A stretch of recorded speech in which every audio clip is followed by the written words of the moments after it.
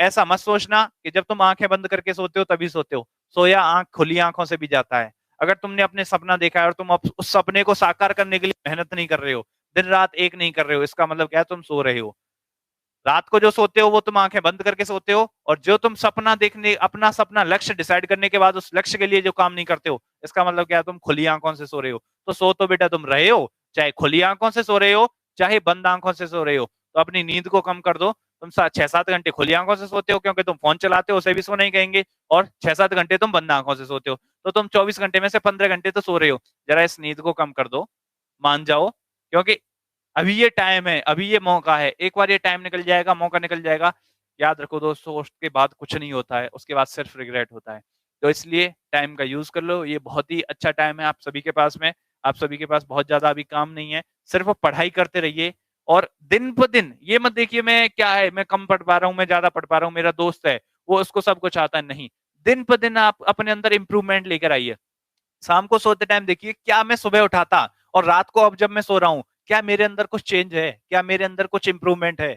अगर हाँ है तो आप सही राह पर जा रहे हो। अगर आपको लगता है कि जब मैं सुबह उठा तब भी इतना ही था, ऐसी इतनी नॉलेज थी, और अब भी ऐसा ही हूं, अब भी कुछ नहीं बदला, तो कोई फायदा नहीं है। आपने एक दिन व्यर्थ कर दिया अपनी जिंदगी का, एक दिन आपने बर्बाद कर दिया अपनी जिंदगी का।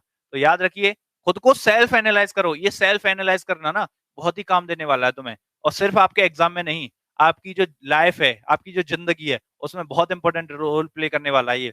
दूसरी बात, अगर आप एग्जाम की बात करते हो तो जो इंटरव्यू वगैरह जो होते हैं वो क्यों लिए जाते हैं? 5-5 दिन का तुम्हारा एसएसबी चलता है, क्यों चलता है?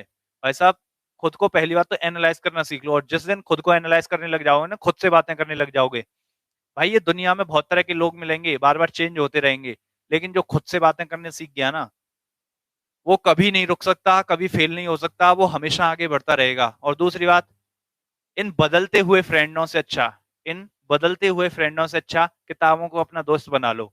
क्योंकि किताबें रंग नहीं बदलती, किताबें रंग नहीं बदलती, किताबें तुम्हें जीने का तजुर्बा देंगी, किताबें तुम्हें बहुत कुछ सिखा कर जाएंगी।